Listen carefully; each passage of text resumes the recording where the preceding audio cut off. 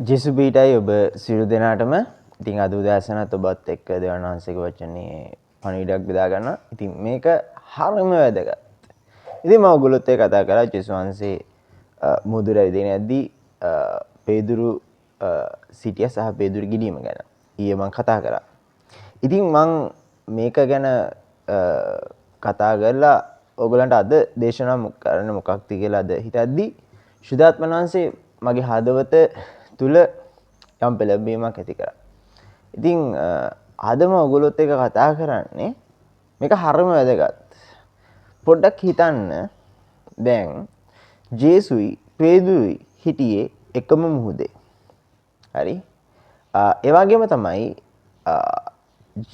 ජේසු මුහුදේ හිටියා පේදුරුත් හිටියා. දැන් පේදුරු මුහුදට ඇවිදින ගමන් තමයි හිටියේ. හරි? එතකොට පේදුරු රැල්ල දැකලා බය වුණා.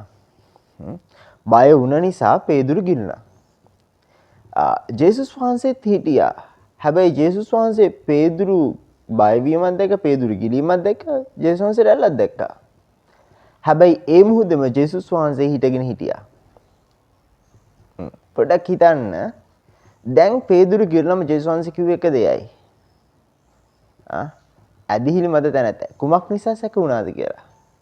ඇදිහිල්ල නැති නිසා තමයි ගිලුනේ. ඒ කියන්නේ පේදුරුගේ ගිලීමට තිබ්බ එක හේතුවයි. මොකක්ද?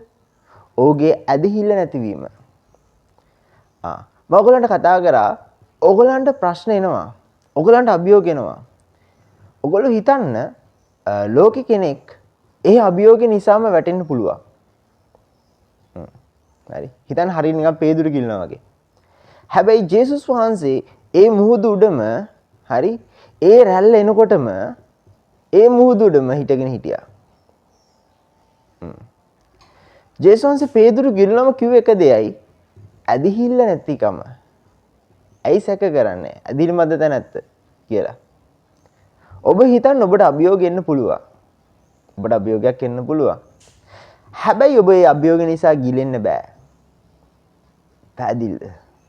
ඔබට අභියෝගයක් එනවා නම් ඔබ දෙවියන් වහන්සේ කෙරේ ඇදහිල්ල තබාගෙන සිටිනවා නම් ඒ අභියෝගයේ මැද ඔබට පුළුවන් හිටගෙන ඉන්න. ජේසුස් වහන්සේ මුහුදේ හිටගෙන හිටියා. පේදුරු ගිලුණා. පේදුරුගේ ගිලීම දැක්කත් ජේසුස් වහන්සේ ගිලුන්නේ නැහැ. හලෙලූයා. ඔබ මතක තියාගන්න. ඇදහිල්ල කියන්නේ බලාපොරොත්තු වෙන දේ ගැන සහතික. ඒක ස්ථිරයි. සහතිකයක් හම්බුනම මේ සහතිකය කියන්නේ ඇදහිල්ල කියන්නේ ඒක සහතිකයි. ඔබ දෙවියන් වහන්සේ තුල යන ගමනේ ඔබට ප්‍රශ්නයක් දකින්න පුළුවන්. හැබැයි ඔබ ප්‍රශ්නේ දැකලා පේදුරු වගේ ඔබගේ ඇදහිල්ල නැති කරගන්න එපා. ඔබ ඇදහිල්ල නැති කරගත්තොත් නැති කරගන්න හිටියොත් ඇදහිල්ල තුල හිටියොත් ඔබ කවදාවත් ගිලෙන්නේ නැහැ. ඉතින් මේක මම හිතනවා ඔයගලගේ ජීවිතේ බලපෑමක් ඇති කරනවා එළිදරව්වක් වෙන්නේ නැති කියලා. ඉතින් මේක ගැන මෙනෙහි කරන්න. මේ පද නැවත මෙනෙහි කරන්න. ඉතින් ඊයේ වීඩියෝ එක බැලුවේ නැති අය ඊයේ එක බලන්න. ඉතින් මම හිතනවා අද දවස ඔබට ආශිර්වාදමත් දවසක් වෙනවා. අපි යාචනා කරමු.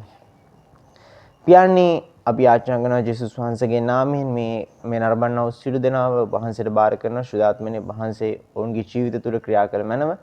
පියාණන් විශේෂයෙන් අද දවසේදී මේ නරඹන්නා වූ අයට මේ වචනේ දිලිදරව්ව වටහාගෙන ඒ තුළ ඔවුන්ගේ ජීවිතය ඔවුන්ගේ ඇදහිල්ල ශක්තිමත් කරගන්න ඔබ වහන්සේ උපකාර කරන මැනව ජේසුස් වහන්සේගේ නාමයෙන් ආමෙන්. ඉතින් මම හිතනවා ඔයගොල්ලන් ඉගෙනගත්ත වචනේ ඔයගොල්ලන්ට ඔයගොල්ලන්ගේ ජීවිතේට බලපෑමක් ඇති කරන වචනයක් වෙන්නේ නැති කියලා.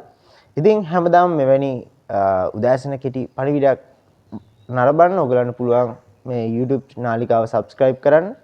ඒ වගේම තවත් කෙනෙක්ට මේ වචනය ආශිර්වාදයක් වන පිණිස ඔයගලන්ට පුළුවන් ඔයගලන්ගේ පුද්ගලික Facebook ගිණුම් වල සහ WhatsApp status WhatsApp වගේ ඔයගලන් share කරන්න. එහෙනම් හැම කෙනෙක්ටම ජේසුස් පිටයි.